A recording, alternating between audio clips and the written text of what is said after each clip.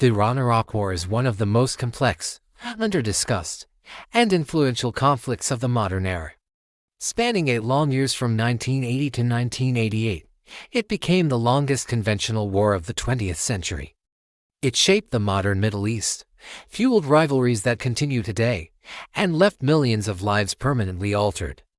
Yet despite its enormous impact, the war is often overshadowed by more well-known conflicts like World War II or the Gulf War. This video breaks everything down in a clear, beginner-friendly way: what caused the war, how it unfolded, why it lasted so long, and how it reshaped the region. To understand today's geopolitical tensions, especially in the Gulf, you need to understand this war. The roots of the Iran-Iraq War go far deeper than the moment the first shots were fired in September 1980. For decades, Iran and Iraq were rivals for regional influence.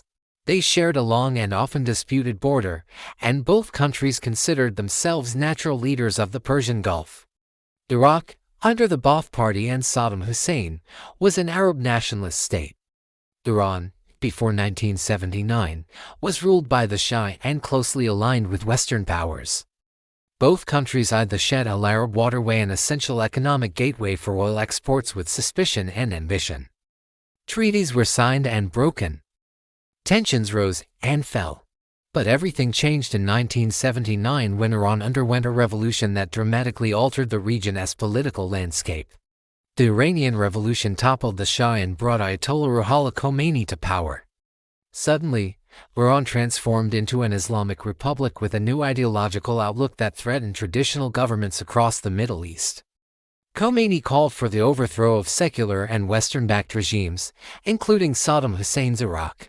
The revolution energized Shia populations across the region, especially within Iraq, which had a large Shia majority ruled by a Sunni-led government. Saddam feared the revolution could inspire uprisings inside Iraq's borders. Saddam Hussein saw a window of opportunity. Iran was politically unstable, its military leadership had been purged, and its new government was focused on internal consolidation. Saddam believed Iraq could strike quickly, seize disputed territory, weaken Iran, and establish itself as the dominant power in the Gulf. Confident that Iran's weakened state would collapse easily, Iraq launched a surprise invasion on September 22, 1980. What Saddam expected to be a short, decisive campaign turned into 8 years of brutal stalemate. The early stages of the war saw Iraq achieve some limited success. Iraqi forces pushed into the Iranian province of Khuzestan, capturing territory and surrounding key cities like Khorramshahr. However, the quick victory Saddam hoped for never arrived. The Iranian people, despite internal divisions, united against the invasion. Volunteers, including young men and even teenagers, joined the besieged militia and poured into the front lines. What Iraq expected to be an easy campaign became a national survival struggle for Iran. By 1981 and 1982, Iran turned the tide. It launched a series of counter-offensives, pushing Iraq back across the border. One of the most famous battles of the war, the liberation of Khorramshahr in 1982, stunned the region and demonstrated Iran's growing momentum. Iran now had a critical decision to make: stop the war and negotiate, or push into Iraq and attempt to overthrow Saddam Hussein. Iran chose to continue the war, turning a conflict of defense into a drive for ideological victory. Once Iran moved into Iraq, the war entered a new phase, one defined by trench warfare, human wave assaults, and extreme brutality. The front lines began to resemble the horrors of World War I, with miles of trenches, barbed wire, minefields, and artillery duels. Iran often relied on overwhelming numbers of volunteers, many poorly armed but highly motivated. Iraq, backed by advanced weapons from the Soviet Union, France, and several Gulf countries, relied on superior firepower, tanks, and air support. One of the most horrific aspects of the Iran-Iraq War was Iraq's use of chemical weapons. As the war dragged on, Saddam increasingly deployed mustard gas and nerve agents against Iranian soldiers and even against Kurdish civilians in northern Iraq. International powers condemned the attacks but did little to stop them, as many saw Iraq as a strategic counterweight to revolutionary Iran.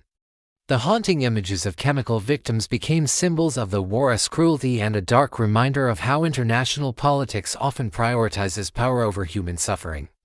The conflict also spread to the Persian Gulf, creating what became known as the Tanker War.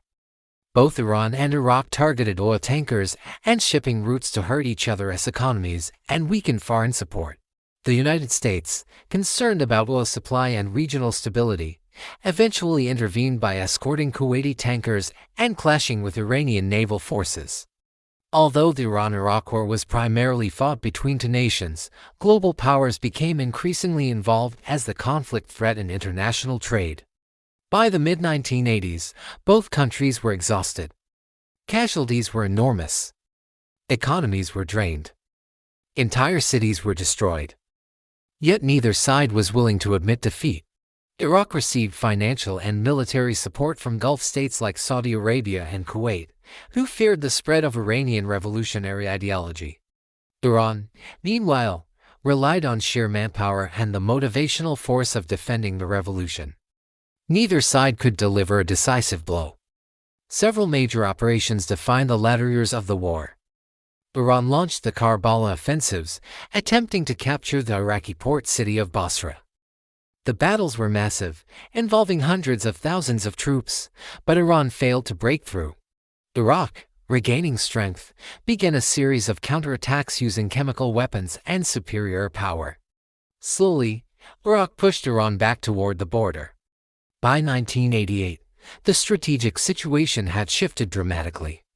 Iran was isolated internationally, facing internal economic hardship, and struggling to maintain the same wave of volunteers it had earlier in the war.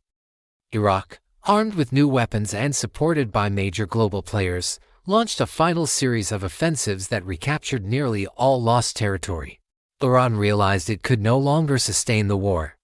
In July 1988, Ayatollah Khomeini accepted a UN ceasefire resolution, comparing the decision to drinking a chalice of poison. The war finally ended that August. The human cost was staggering. Estimates vary, but combined casualties likely exceeded 1 million. Entire towns were ruined. Economies were crippled. Millions were displaced. The war ended with no major territorial changes, meaning after 8 years of destruction, the borders returned largely to where they started. But the political fallout would last for decades. The war strengthened Saddam Hussein's hold on Iraq, setting the stage for his invasion of Kuwait in 1990 and the Gulf War that followed. In Iran, the war solidified the power of the Islamic Republic, which used the conflict as a rallying point for national unity.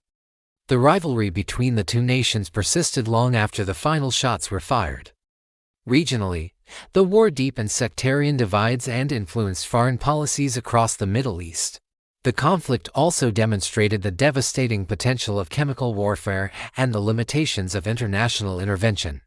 For anyone studying modern Middle Eastern politics, the Iran-Iraq War is essential knowledge. It explains why tensions remain high, why regional alliances look the way they do, and why conflicts in the Gulf often escalate quickly. The war teaches difficult lessons about miscalculation, nationalism, ideology, and the enormous cost of prolonged conflict. If you found this breakdown helpful and want more deep dives into major historical wars, make sure to subscribe, hit the like button, and tell me which conflict you want to explore next. Understanding history helps you understand the world you live in. And this channel is here to make that journey simple, engaging, and clear.